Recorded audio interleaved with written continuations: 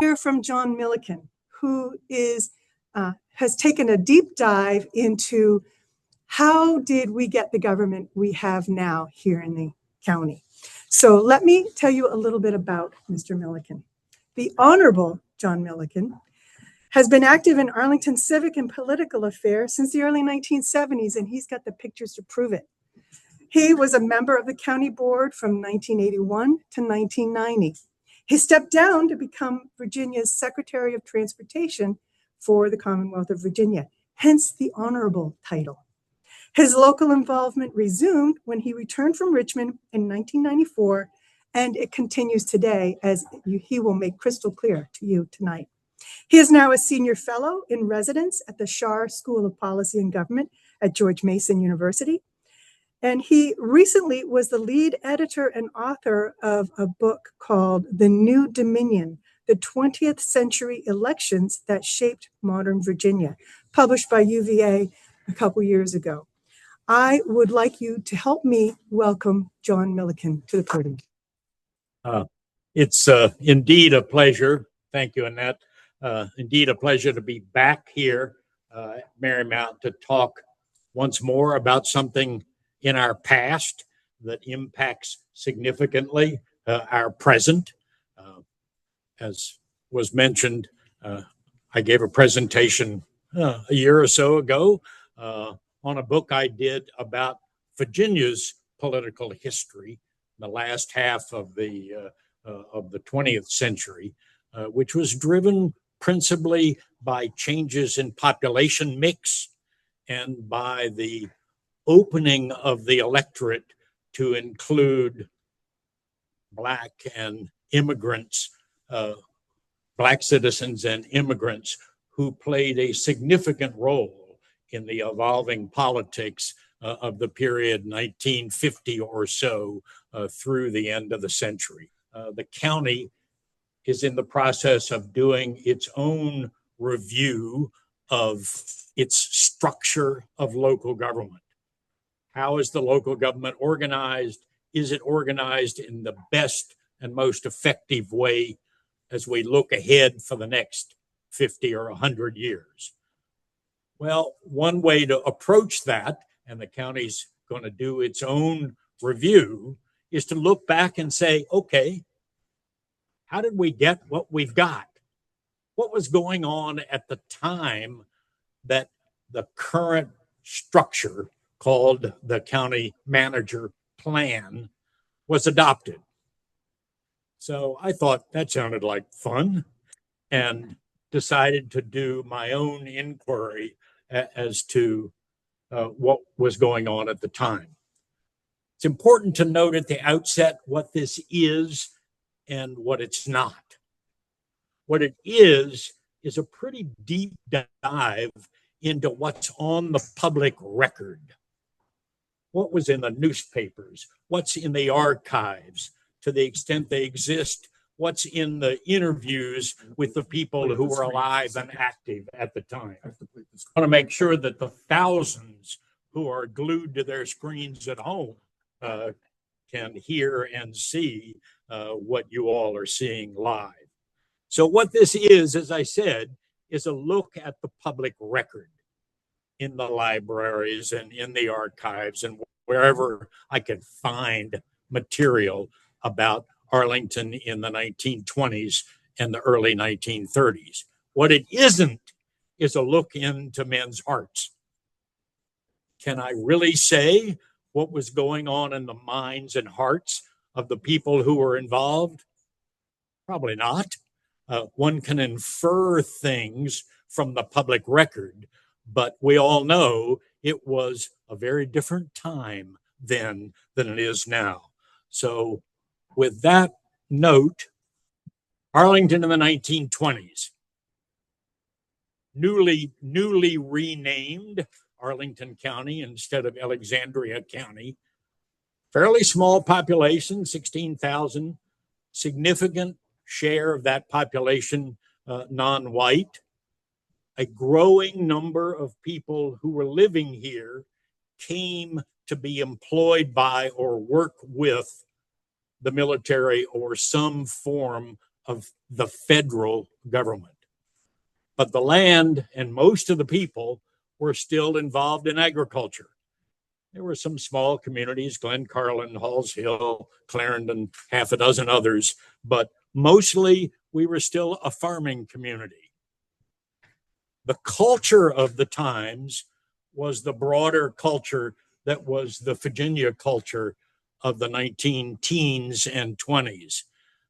Still the Old South, rural, influenced very heavily by what was going on in Richmond, strictly segregated by race under Jim Crow laws and prevailing custom. The housing developments, which were just beginning, were segregated legally, forcibly, through redlining, and Black neighborhoods, such as those that existed in Freedman's Village and Queen City, were uprooted. Anytime anybody wanted to develop something, particularly if it was the federal government, the land, if it happened to have freed slaves or others on it who were Black, too bad. They were uprooted without a lot of ceremony.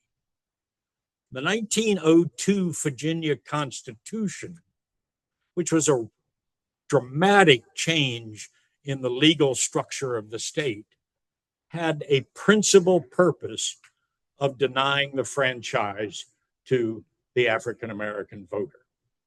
And they were very upfront about it and very successful at doing it.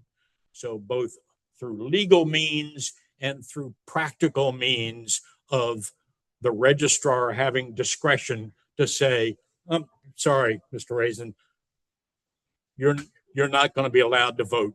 You don't know enough. You haven't shown that you understand the Constitution. Therefore, I'm not going to register you.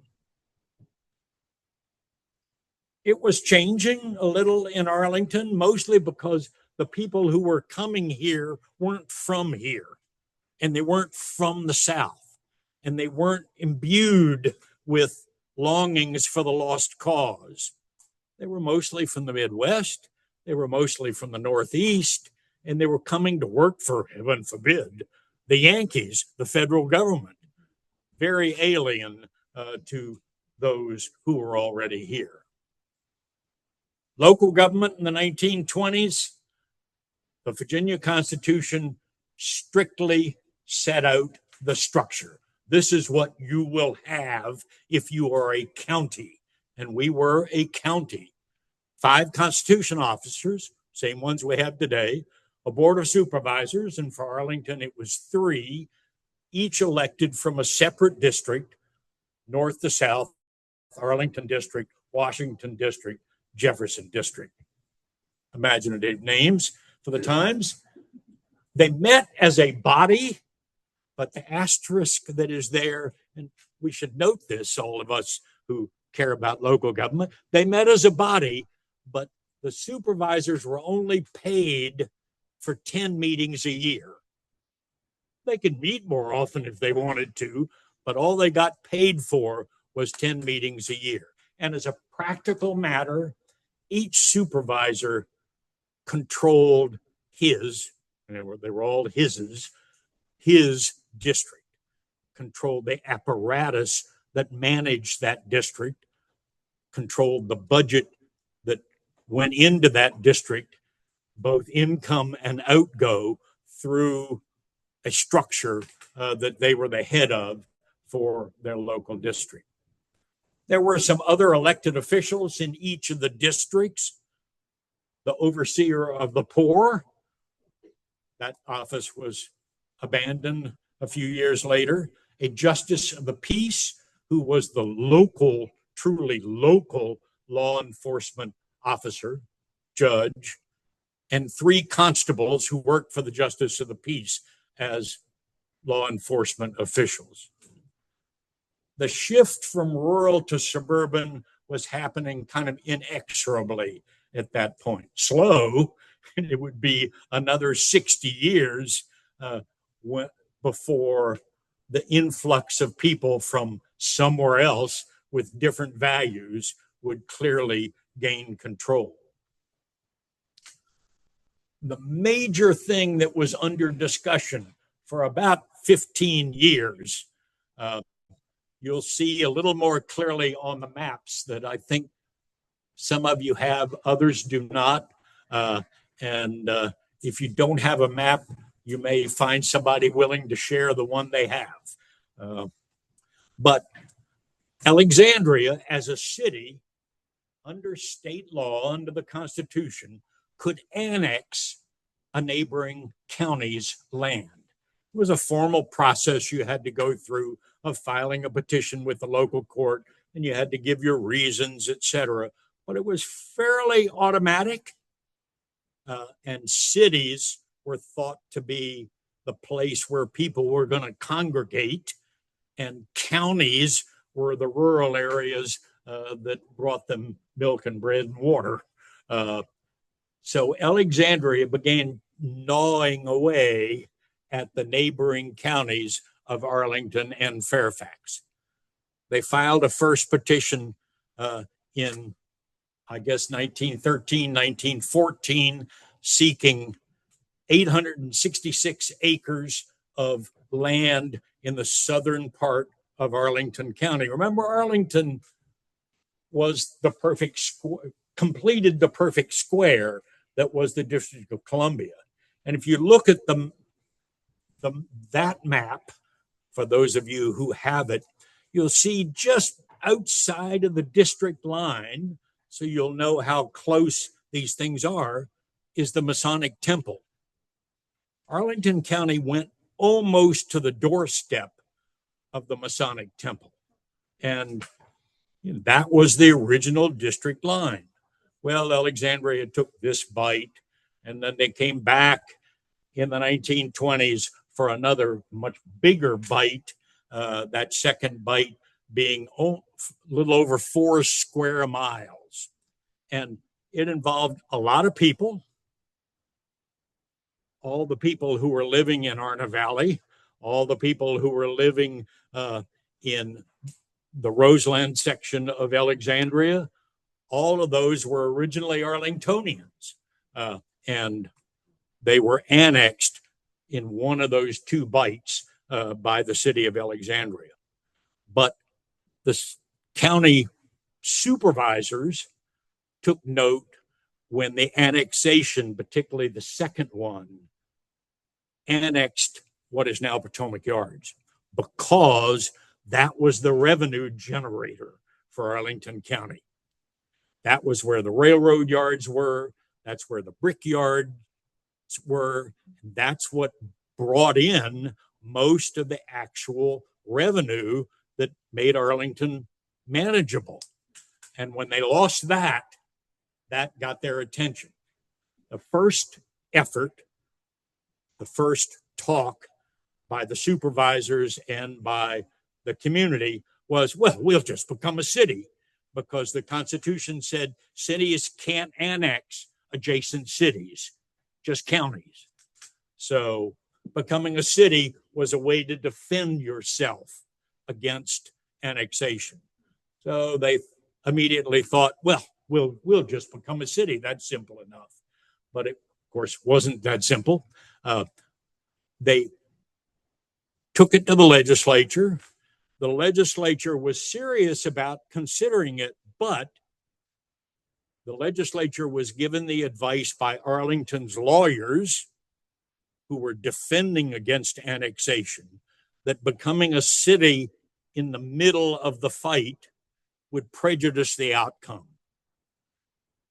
They didn't really explain anywhere that I could find why they thought that, but that's apparently the view that prevailed.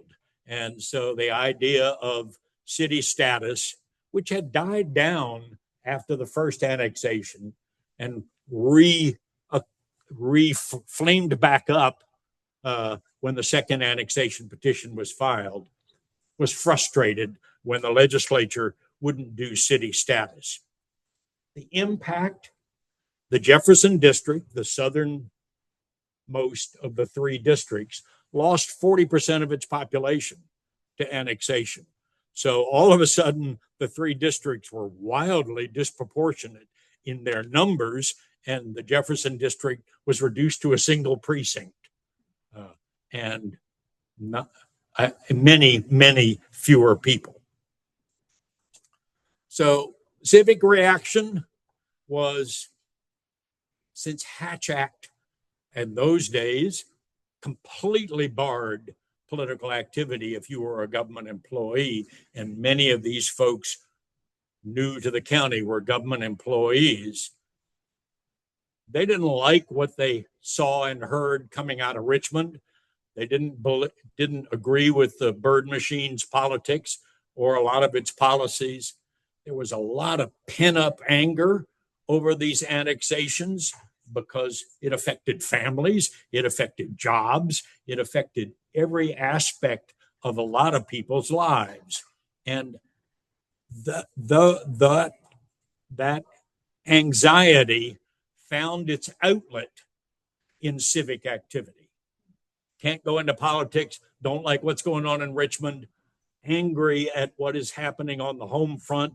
What's your option? Your option is join the local civic association and rail against whatever you want to rail against. And that's what increasingly they did. A lot of our civic associations trace their origins back to the 19-teens and the 1920s.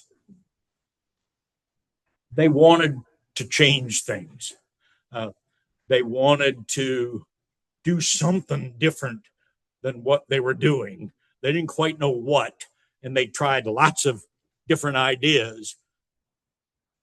What fell in their laps, almost literally, was newly elected Governor Harry Byrd wanted to change the Constitution. He was interested in getting rid of some of the statewide elected offices that sort of diluted the power of the governor. No surprise. The General Assembly added on to that notion the idea that the legislature should have greater latitude for approving new governmental structures for counties, because they knew counties were constrained by the old Constitution. So what went to referendum in 1928 was a series of major changes in the state constitution, one of which simply gave to the state legislature the power to adopt new political structures for counties. That's basically all it did. It did all the stuff that Harry Byrd wanted to have done as well. But for our purposes, it's that fundamental change in the Constitution in 1928 that opened up the door. And Arlington was first in line. There were continuing complaints about the inadequacy of what was happening in the county. There was nobody was paying attention to the county as a whole. The supervisor from the Jefferson district cared about the Jefferson district, cared about roads in the Jefferson district, cared about whatever. Same for Washington, same for Arlington. Nobody was looking after the totality of the county. So you think our roads are crazy today? There were no connecting roads or anything else by way of infrastructure connecting one part of the county to the other than the very few things that the state deigned to be built, and the Washington Old Dominion Railroad. That was about it. There were lots of complaints about parochialism and patronage and all the normal stuff that you get about local governments when people take an intense dislike to what's going on. So the 1928 General Assembly and the voters in the fall of 28 opened the door to taking a look at the structure of local government in the county. And the Civic Federation was the first one to take the lead.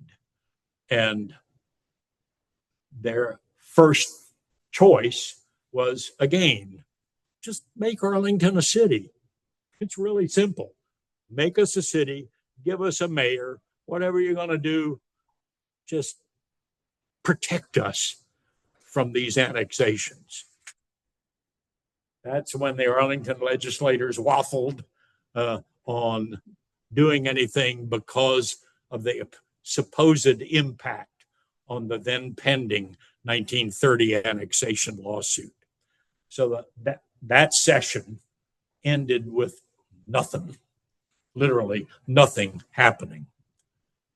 After that, there was a whole flurry of some pretty creative ideas as to how to solve the problem. There was a big movement to go back to the District of Columbia, reattach Arlington County to DC. And there was a Back to the District Association that had prominent speakers coming in, all sorts of financial support from the business community, because they saw it as a way to disentangle themselves from Richmond, whom they didn't like and didn't trust.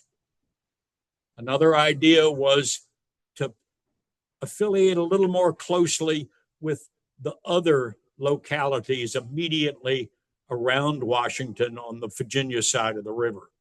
That started out as a parks and open space initiative, but it sort of broadened as people got used to the idea that might make some sense.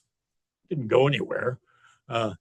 There was the idea of doing away with several of the constitutional officers and appointing something called a county manager. County managers, really city managers, had become sort of in vogue. There was a national movement and a model charter put together by a group originally formed by Teddy Roosevelt and some other prominent national figures. And there were cities all over the country who were adopting the model charter and the appointment of a city manager. But here's Arlington. We're a county. We can't do all that stuff. But the model city plan by then was in use in 40 cities and large towns in Virginia. And many, many fold that across the country. So come to 1930, this is what we looked like. Arlington, Washington, the northernmost district, increased its population, not a lot, but think of that as all along Langston Boulevard corridor. That's kind of the Washington district. The Arlington district, all along the Roslyn-Ballston corridor. That's where the growth was. Clarendon was booming. It was a commercial center. And as you can see, population had grown significantly. Poor little Jefferson district in the South actually lost population from one decade to the next. And annexation had taken its toll. Come to the 1930 General Assembly session, which is really where the decisions were made. Two major bills were introduced, discussed, debated, but finally adopted by the General Assembly. And one allowed for, upon petition, a certain number of signatures, to petition the court to put on the ballot a choice for the voters to make about form of government. One option that the legislation permitted was to put a city choice on as a referendum. The other option was to choose one of two forms of county government: the county manager plan and a modified commission plan, which wasn't a lot different. It was not necessarily by district, but the supervisors, there would be 5. Each one would be the head of the administration of one of the departments of county government.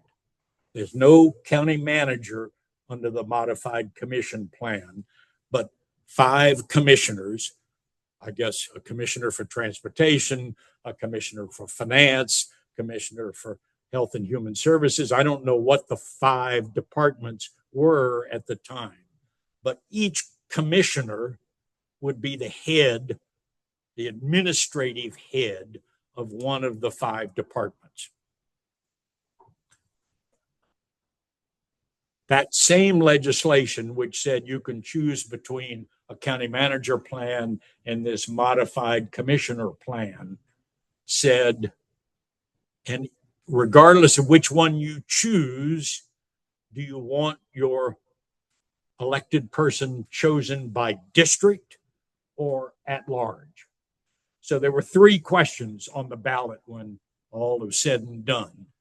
One was, do you want to change? Period. Yes, no. 2, if you want to change, do you want the county manager plan or the modified commissioner plan? Regardless of your choice in that, do you want it by district or do you want it at large? And that was sort of finding its way onto the ballot through the petition process. Along the way, the groups that were studying it, most notably the Civic Federation, decided not to pursue the city option, but to take, by petition and signatures, take to the judge the idea of this 3-question ballot going on for vote in 1930. Do you want to change? Do you want it to be the county manager plan or the modified commissioner plan? And do you want the resulting elected official chosen by district or at large? Wholly independent of that, separate legislation worked its way through the General Assembly in that same session, which created a new county judge position. And in doing so, abolished the J&DR judge and the police court judge, the justices of the peace, and the constable position. All of that was abolished by this other piece of legislation, creating the new judgeship. Lots of interest in that, some for good reason, some for not. But that was where things were heading going into the fall of 1930. It was a very spirited election. There wasn't much else on the ballot. Carter Glass was running for re-election to the U.S. Senate. He may have had an opponent, I'm not sure, but it didn't matter. And a man named Howard W. Smith, Judge Smith, was running for his first term in the United States House of Representatives. He stayed there until 1966 when he was defeated in a Democratic primary. But Judge Smith was running for his first term. He didn't have much opposition either. So the real focus in 1930 was on the vote about the form of government. And as Arlingtonians are wont to do, people began to pick sides. The Civic Federation allied with the Chamber of Commerce, the Bar Association, and a number of the civic organizations formed something called the Better Government Association. It's nice when you get to pick your own name, the Better Government Association. And they were the moving force behind support for the change in government. The other side, calling themselves the Voters Service Club,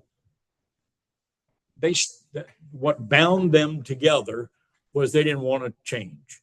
And there were a variety of reasons why they thought it was a bad idea, but really boiled down to, if it ain't broke, don't fix it. And that was kind of the common denominator of the individuals and groups that were against the change.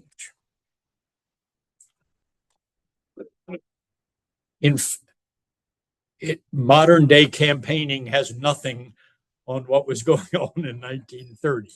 It was vituperative. It was it filled the if there were median strips in those days, they were probably filled. And the Better Government Association made a point of delivering to the door, into the hands of every single citizen, a packet of material. Who knows how many people read it or how many people were able to read it, but a packet of material as to why this was important to do. Professionalized local government, they say, a defense, an absolute defense against further annexations, because the legislation, very importantly, said any county that adopts either of these forms of government is immune from further annexation unless the annexation is of the entirety of the county, and then only after a voter referendum approves the annexation. So it was basically saying to Alexandria on one end and even Little Falls Church on the other end, no mas. I'm sorry, you're not going to get any more bites of Arlington County. Those who were on the other side, their biggest fear, as they expressed it, was that, okay, they're going to be 5 commissioners. If you elect them at large, they're all going to come from populous Clarendon, and the rest of us are going to get left out in the cold. So voters in the far north and in the far south particularly were afraid that they were just going to be left with a very short straw when all 5 commissioner positions went to Clarendon. So they certainly supported the idea of district continuing elections by district, but they really also said, it ain't broke, don't fix it. So again, the common denominator. The other attack was that you're going to bring into Arlington County a non-Arlingtonian and give him complete control of our local government. How are we supposed to react to that? The one-man control, the bugaboo of the county manager, was the fear that the antis tried to put in the hearts of the voters. Didn't work, but that was one of their major arguments. So this is as good a summary of the point of view of those who were supportive of the change and of at-large election, as good a summary as I've encountered. State Senator Frank Ball was the author of this, and he gave a speech which was widely circulated on the eve of the election, saying we need to think about, as a county, and get rid of these magisterial districts to get rid of the last vestige of what he called sectionalism in our public affairs. Because in those days, the budget that was adopted, the money that was raised in one district, Jefferson, Washington, Arlington, was spent in that district. And so the fear was, for those who opposed it, that all the money was going to be raised and spent in Clarendon and not in the other districts. Frank Ball and others said, nah, I think we can deal with that. And they pointed to the fact that the countywide elected officials that existed then, the constitutional officers and the legislators, were from all over the county, different places. So election day, it was like election day mostly is in Arlington. It was raining. But apparently a very good turnout. And on the fundamental question of do we want to change or don't we? You can see the numbers. It was 2-1. What form? Nobody could really successfully argue for the modified commissioner form and made no sense. So the county manager plan was clearly the choice. And then closer outcome on the issue of districts versus at large, but still 60-40. There are some differences between what was approved then and what we have now. First of all, board members, the original idea was that they were all elected in the same year. And they were put into the year when we elect constitutional officers. So it was what we think of in local government as the off year, the year in which there's no statewide federal race and no governor's race. It's the purely local year. That would be 1931 and years subsequent to that. Staggered terms were adopted 7 years later for a whole batch of reasons that they articulated at the time, which can be the subject of a different talk. The manager was given a 1-year contract, and that contract had to be renewed by an affirmative vote of the board each year. That didn't last forever either, and was changed by voter referendum in 1952, when they also changed what was originally the department heads were appointed not by the manager, but by the board. That was changed, and the department heads were made so that they were appointed by and reported to the county manager. It's a political race, right? Of course. And the characterization of it, I thought was pretty apt. This is Crandall Mackey, who through all of this period, or most of this period, was the editor of the Chronicle, which was Arlington's only countywide weekly newspaper. And the Chronicle reported in early January that candidates were getting as numerous as fleas. And in fact, at that point, lots of people were signing up to run for one job or another, including already in January, 40 candidates were indicating that they were going to run for the county board. The Civic Federation Coalition, remember, a lot of these are government people. They're not Hatch Act, they're Hatch Act restricted. They morphed themselves into something called the Better Government League and pledged to support a nonpartisan slate. And that was very quickly attacked by Crandall Mackey and the Chronicle, who was leading the opposition as he'd been the leader of the opposition to any kind of change. And now he's leading the opposition to the election of the Civic Federation's coalition. And you can see how he characterized the group.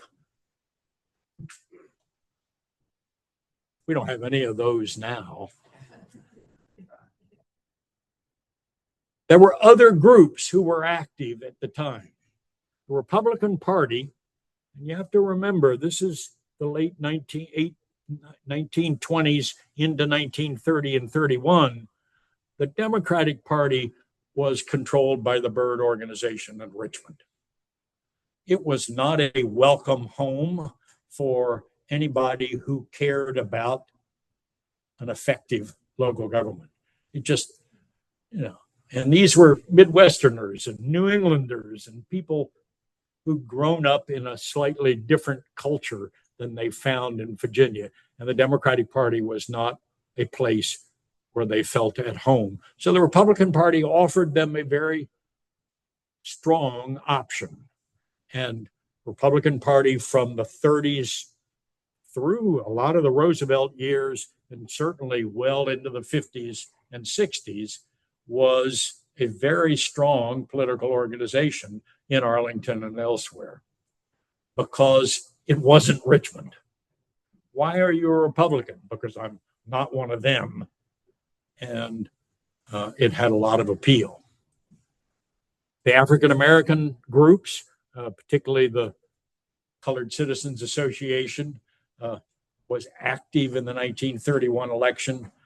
Dr. Edward Morton, who later became a candidate himself in 1931, focusing on voter registration and making clear that they were not happy with the system as it existed and wanted to try to express themselves in a strong vote and a heavier vote in the fall. Another organization, more in the Knock and Arlington View area, led by George Volan, a younger man who focused his efforts on trying to register what he called, unhappy, discouraged young Black voters. And you would see their efforts pop up in the news on a pretty regular basis in the Chronicle and some of the other newspapers. The African American newspapers out of Richmond and Baltimore, to a lesser extent Washington, covered it pretty closely. And certainly Dr. Morton's prominence as a candidate gave them something around which they could organize news stories. When all was said and done, there were 51 candidates running for the 5 seats, including 3 Black candidates, one of which was Dr. Morton. The Better Government League, hold your breath, gave its endorsements. It went through an elaborate system of setting out a series of qualifications, which you can't read, but they're there, that it set out what they were looking for in a candidate for the county board. And they had an elaborate network of civic people who made up the body that selected their endorsees. And they endorsed 5 people: Fred Gosnell, who was himself a federal employee and endorsed by the Republican ticket as well; Elizabeth Magruder, first woman to run for county office, and a businesswoman in Clarendon; Harry Fellows, the immediate past president of the Civic Federation; John Gall, a mystery to me. I haven't been able to find out very much about John Gall; Freeland Chu, again, a federal employee and active in the civic life of the county. Election day turnout was enormous, higher, believe it or not, than it would be the next year in the presidential election. So there was a lot of interest in the local government race. Balloting was very different than it is today. First, you couldn't mail it in or call it in or whatever. You had to come into the polling place on election day. Long ballot, 51 names, a lot of people. You didn't just check the names you wanted to vote for. You had to scratch out the 46 you didn't want to vote for. And so if it were me, I'd worry at the end before I put my ballot in, did I scratch out 46 or only 45? Because if you scratch out only 45, leaving 6 people, that's not a valid ballot because they don't know which 5 of the 6 you were voting for. So you had to do it with some precision and not just for the county board. That was just the longest number. There were multiple candidates. twos and threes and fours and fives for every office. And it took you a while if you were voting. 4 of the candidates endorsed by the Better Government League won. Fred Gosnell, also endorsed by the Republicans, led the ticket by a pretty sizable margin. And the other endorsee of the Better Government League came in 6th. And the most volatile and vituperative race, however, was not for the county board. It was for this newly created position of county judge, because it turns out that the group most interested in who was going to be the judge was the Klan. The Klan cared about who was going to sit on the bench. And one of the candidates for the judgeship was an active Klan member. And just because you could never figure out who's on what side and why, Crandall Mackey, clearly a racist suited to his times, went after this Klansman, hammer and tong, to say, how could we even think about voting for somebody who adheres to those kinds of values, meaning the Klan values, and putting that person on the bench? A very strong anti-Klan editorial out of Crandall Mackey. So, as it turns out, the person who won the judgeship was a close friend and ally of Crandall Mackey's, a former supervisor. So, all politics is local, and perhaps gives some explanation as to why Crandall Mackey was so strong in his opinion. So, the first board took office January 1932, hired the city manager out of Hopewell, Virginia, as the new county manager, elected a chair, and decided at that time that the chairmanship should rotate every single year. Nothing in the legislation about that, but they elected a chair and said, we'll just pass this around from year to year. The geography of the 5 kind of made unnecessary the fears that people had about concentration in Clarendon. One was from East Falls Church, about as far west as you can get and still be in Arlington. One was from Virginia Highlands, my neighborhood, about as far south as you can get and still be in Arlington and not in Alexandria. One from Country Club Hills in the far north, and then 2 in populous Clarendon area. And the first year or so was taken up with trying to do things to knit the county together. It's a very interesting interview with the one board member who was elected who had not been a Better Government endorsee, who said that we spent the first year trying to make rational the connections between the disparate villages that made up Arlington County at that time. And he said the first decision, and the most controversial one, was to designate what is now Route 50, then called Lee Boulevard, as the kind of dividing line, so that streets running to the south from that would be south something or another, and streets from the north of that, and there'd be a framework of numbered streets running perpendicular. As we all know, it didn't work out exactly. It's not a particularly perfect grid system, but he said the single most important thing that happened that helped that along was the Postal Service determined that Arlington was a single entity and would be served out of one postal one post office. And so all Arlington mail in and out went through that one post office and was handled from there. After they kind of finished with the street grade network, they focused on other countywide connectors, water, sewer, and that took up most of the first couple of years of county board action.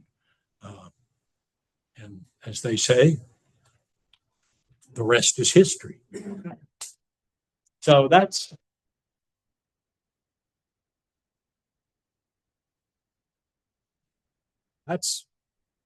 about all I know. I'll be happy to take questions, comments, thoughts.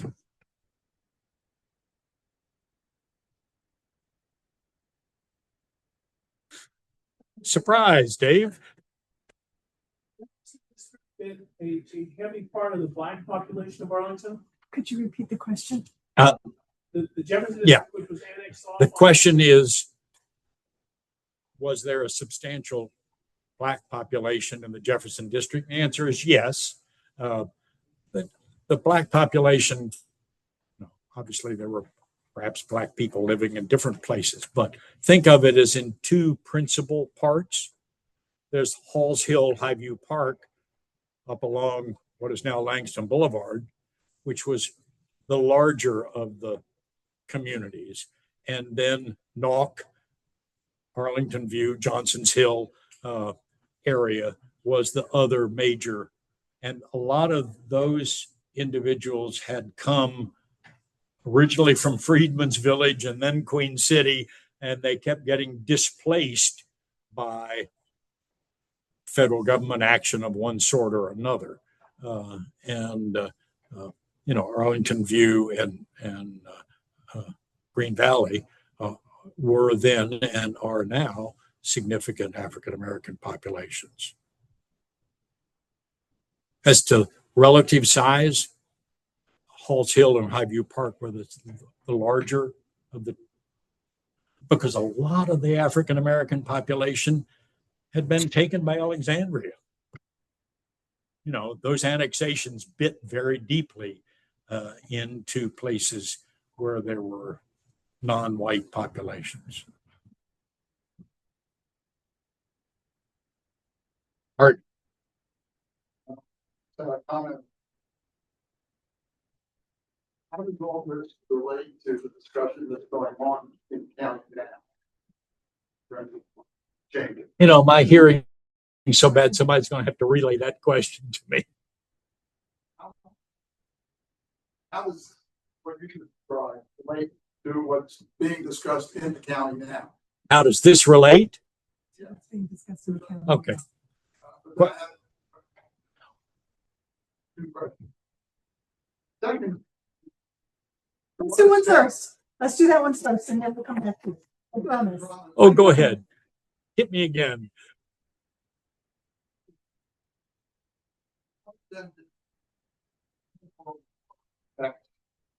This discussion, and did the Second World War, with many changes, were there no discussions of these kinds of things after Arlington changed so much after the Second World War?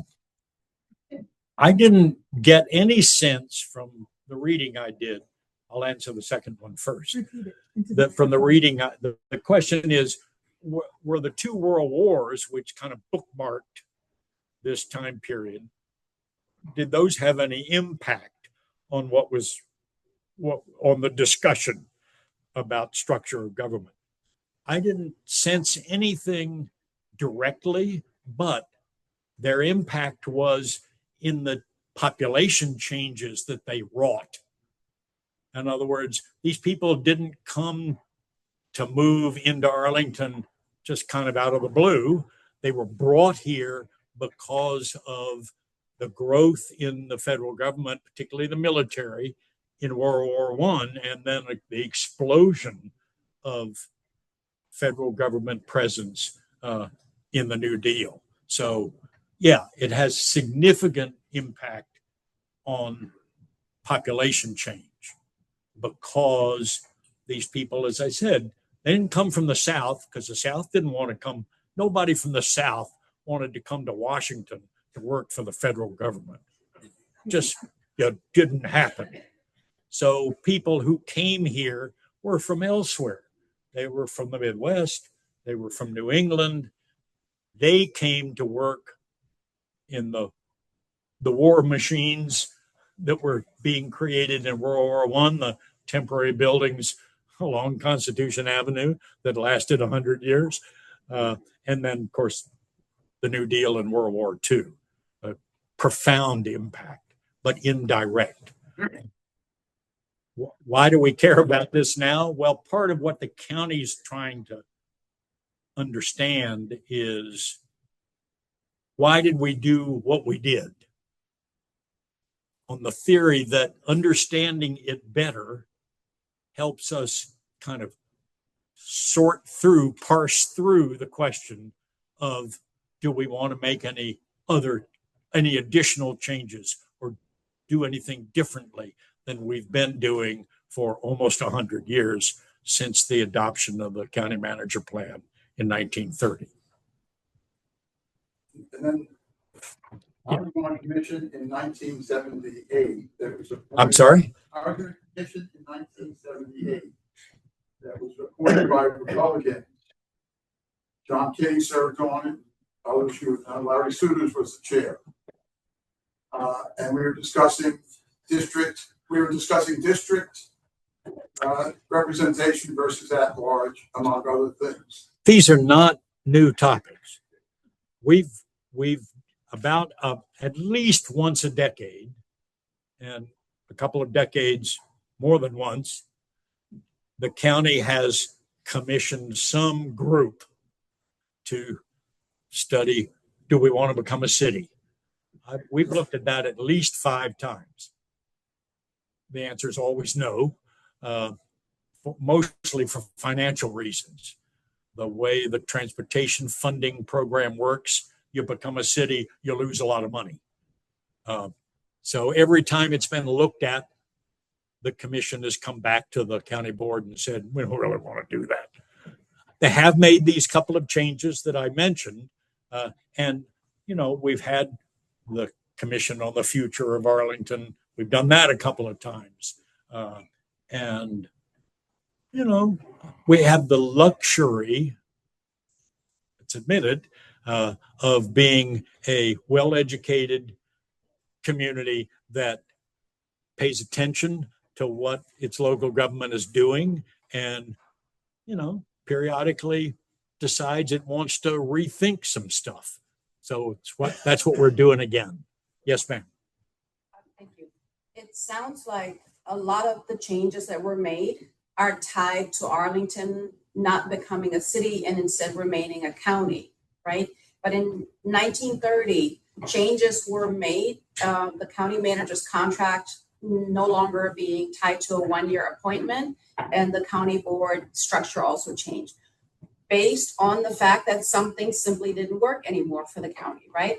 Correct. So, and it appears this is a reoccurring issue and conversation, but it always dies on the heels of, if we make changes, we can no longer be a county, we will become a city. I don't think, sure. I don't think, the question is, are we frustrated and kind of tied to our current structure simply because we want to be a county, we don't want to be a city, and this is what we've got?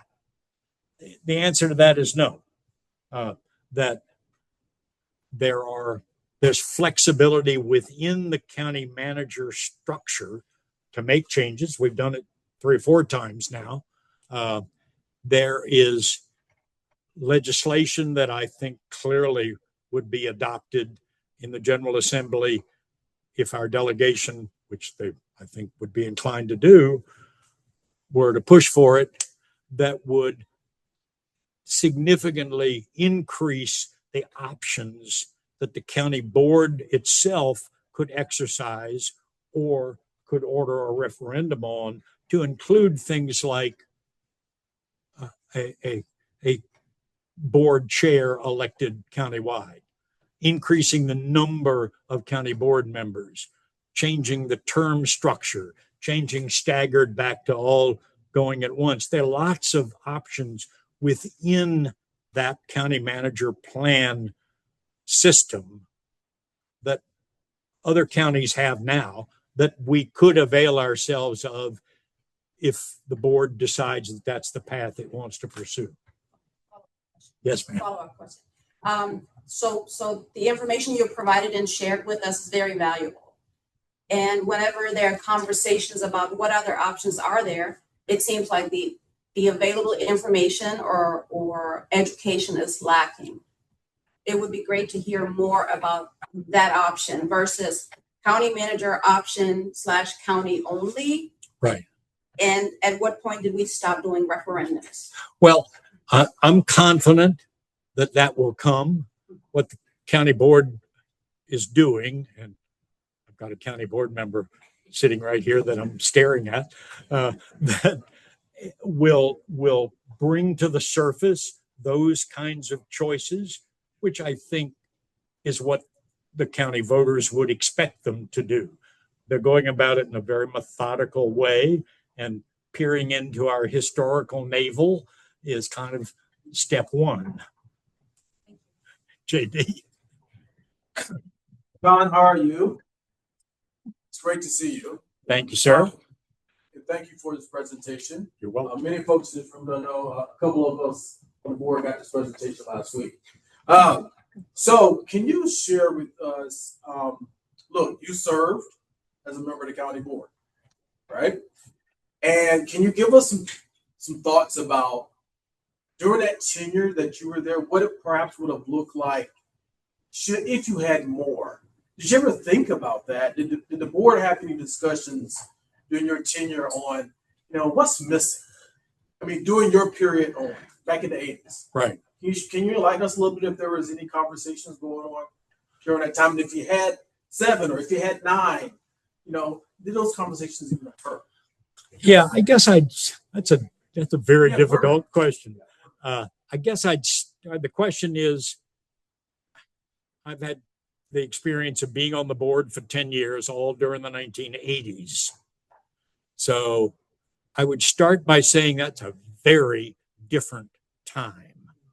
The expectation of board member activity, very different than it is today.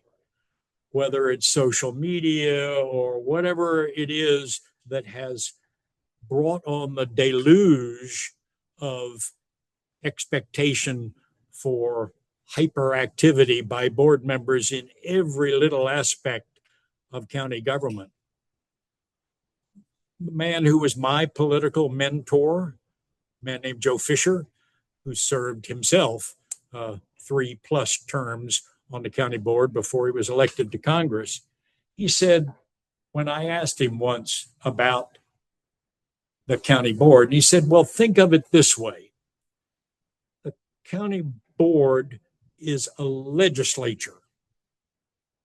Its job is to evaluate and take, amend, or reject the recommendation of the professional manager and his or her staff. We're not administrators. We're not an executive except in a collective sense. We are a legislative body setting policy. That was certainly true from 1963 till Joe Fisher stepped down in 1974. It became less and less true all during the 1980s. And the way I like to characterize it, somewhat self-serving, is that we brought it on ourselves. We talk in high terms about the Arlington way. The Arlington way means you get citizen activists and expect them to spend 5 nights a week doing this, that, and the other. And they say, wait a minute, you want that kind of activity out of me? And I know what I'm doing and I know what I'm telling you. I expect you, county board member, to exert the same kind of effort. And for every Kathleen, there are several hundred other board members and commissioners making the same demand of you. It's out of control. And so is there a difference? Yeah, that's a big difference.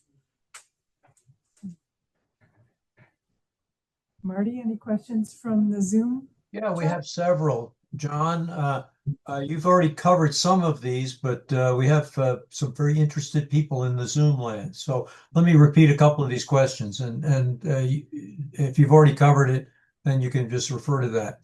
Speak up a little louder, Marty. Speak up a Okay. little bit louder. There's no way I can hear that. I know we need it. You can't? Can you hear not you. hear? Do you have any idea what you said? What did you say?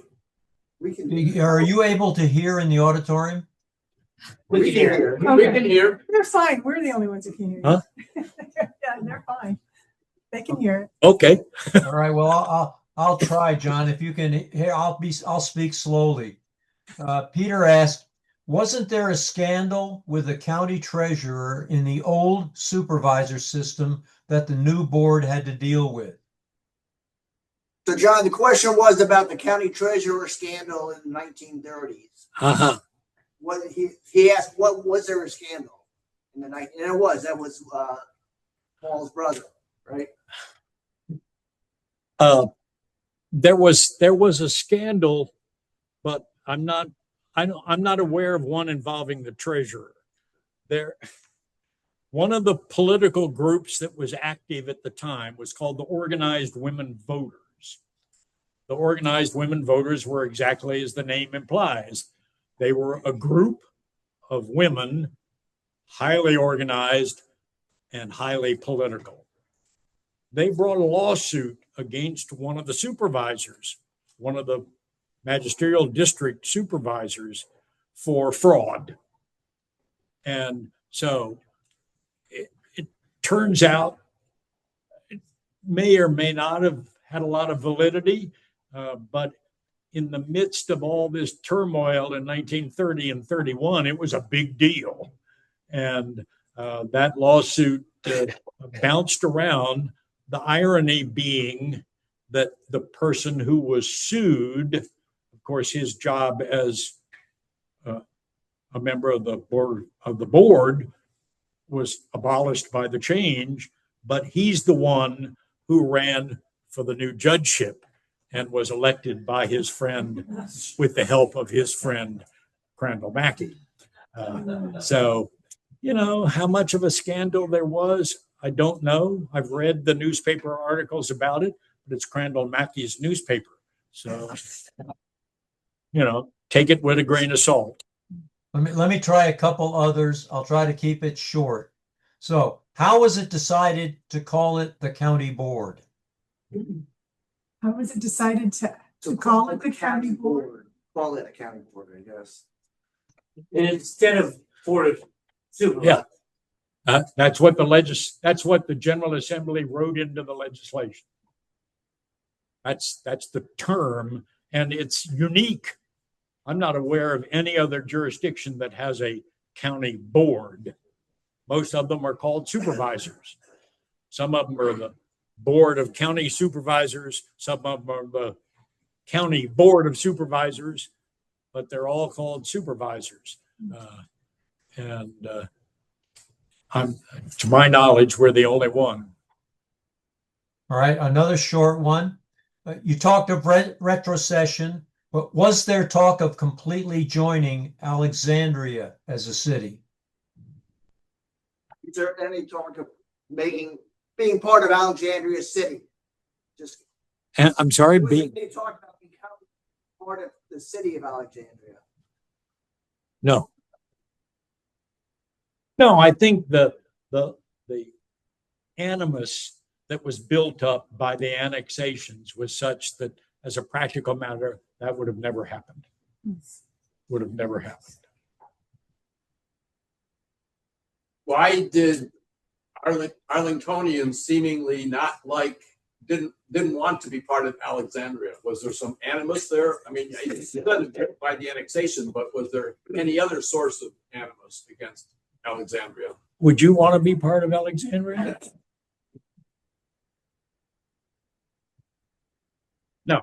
I don't think there was any pre-existing animus, but all of this stuff, and we're talking about the beginning in 1912, all of this stuff about annexation and stealing your tax base and swiping your voters really didn't sit well with the rest of Arlington, because if you're a business person in Clarendon and you pay your taxes and you suddenly see a chunk of the county that was providing a significant share of the overall tax base swiped out from under the county, you're not a happy person. And I think that was widely felt. All right, I'll try one last one. And whoever is listening and translating in the audience, please help. But in deciding on the ballot initiative question, was there any conversation about a hybrid system? Either or, districts versus at large? So there ever a talk about a hybrid to do district and at large? Not that I ever encountered. The question that was put on the ballot was this or that. Whether in the discussion leading up to it, there were more nuanced conversations, they didn't make it into the newspapers or the otherwise public dialogue. But most of that debate was taking place in meetings of the Civic Federation, first and foremost, meetings of the Chamber of Commerce, the Organized Women Voters, Civic Federation meeting minutes. Dave Schutz will understand this, are frustrating. They'll tell you the outcome. They give you no idea as to why or who said what. When the critical vote on the adoption of the report of their committee to recommend the county manager plan and at-large election, that passed with one dissenting vote. After debate and a 2-week postponement, nothing in the minutes says who was for it or why, or who was against it and why. Would be helpful to those of us who try to understand what was going on in the past, but even between the lines, I can't read it. Any others? Okay, and that's the last of the Zoom questions. Thank you. Thank you.